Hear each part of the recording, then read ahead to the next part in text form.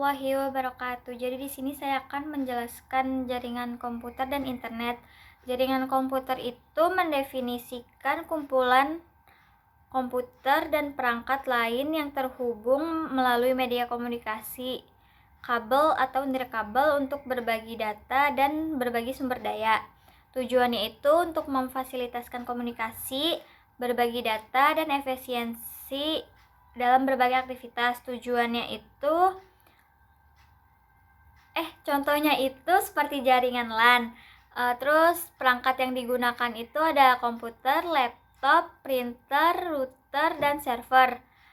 Kalau internet itu mendefinisikan jaringan komunikasi global yang menghubungkan jaringan komputer di seluruh dunia. Tujuannya itu untuk mengakses informasi, terus komunikasi global, kolaborasi, dan layanan online. Contohnya itu seperti web, email, terus media sosial, dan e-commerce. Perangkat yang digunakan itu ada HP, tablet, server, router, komputer, dan perangkat lain yang terhubung ke internet. Dari keduanya itu sama, namun berbeda. Yang ngebedain itu kalau jaringan komputer itu pondasi dari internet karena jaringan komputer lokal atau regional menjadi bagian dari jaringan global yang lebih besar, yaitu internet. Kalau jaringan internet itu dianggap sebagai jaringan komputer yang sangat luas dan besar yang menghubungkan jaringan di seluruh dunia. Dari jaringan komputer dan internet itu ada topologi juga. Topologi ini cara perangkat terhubung dalam jaringan. Yang pertama ini topologi bus. Topologi bus ini semua perangkat terhubung ke satu kabel utama. Kelebihannya itu hemat biaya dan mudah diperluas. Kekurangannya itu rentan terhadap gangguan jika kabelnya rusak. Yang kedua ini topologi star. Topologi star ini semua perangkat terhubung ke satu perangkat pusat, yaitu hub atau switch. Kelebihannya itu mudah mendeteksi masalah dan jaringannya stabil.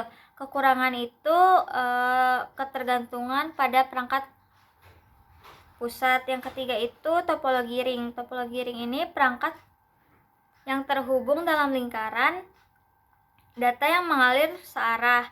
Kelebihannya itu minim tabrakan data. Kekurangannya itu jika satu perangkat rusak, maka seluruh jaringan akan terganggu. Yang keempat itu topologi mesh. Topologi mesh ini setiap perangkat terhubung ke semua perangkat lain.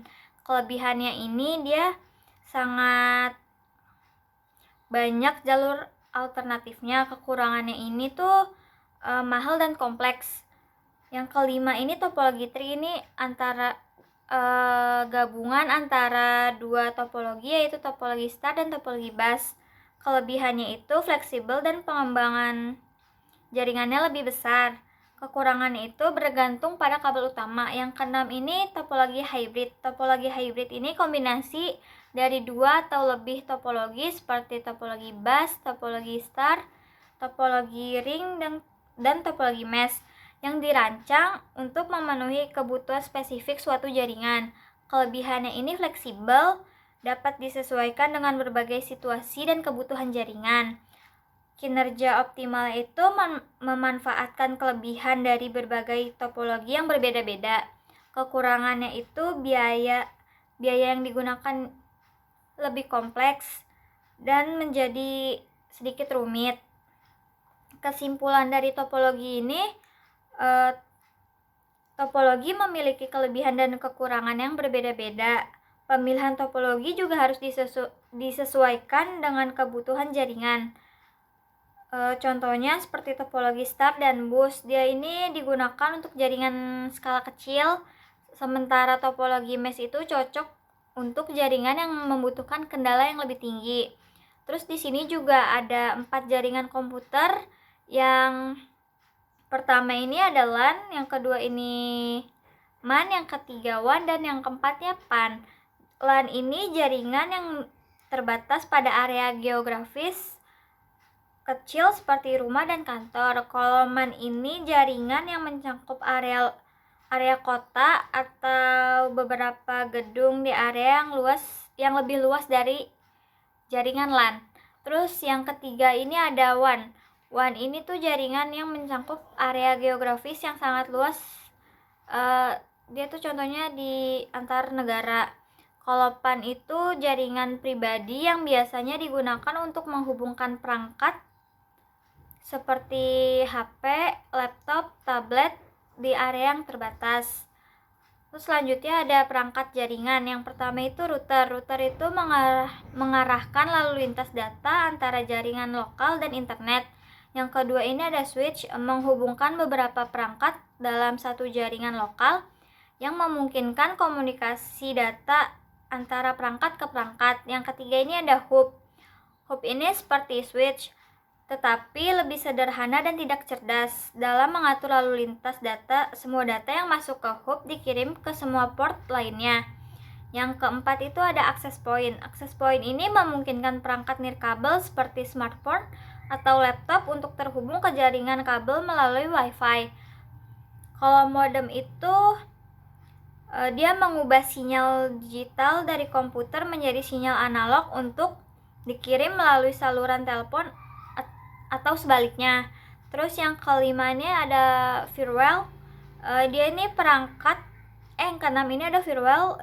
Dia ini perangkat keamanan jaringan yang memantau dan mengontrol lalu lintas yang masuk dan keluar berdasarkan aturan keamanan yang sudah ditetapkan. Terus yang ketujuh ini ada NIC. Dia ini kartu jaringan yang dipasang di komputer untuk memungkinkan kondisi ke jaringan. Yang kedelapan itu ada repeater. Repeater ini perangkat keras yang berfungsi untuk memperkuat dan memperluas jaringan. Selanjutnya ini ada kabel jaringan, kabel UTP atau STP. Dia tuh kabel yang paling umum digunakan dalam jaringan LAN. UTP itu tidak memiliki perlindungan tambahan, cocok untuk sebagian besar aplikasi jaringan. Kalau STP itu dia memiliki perlindungan tambahan untuk mengurangi gangguan elektromagnetik. Terus yang kedua itu ada kabel fiber optik. Dia tuh menggunakan serat kaca untuk menstramisikan data sebagai sinyal cahaya. Kecepatannya tinggi dan kapasitasnya besar, serta lebih tahan terhadap gangguan. Terus ada kabel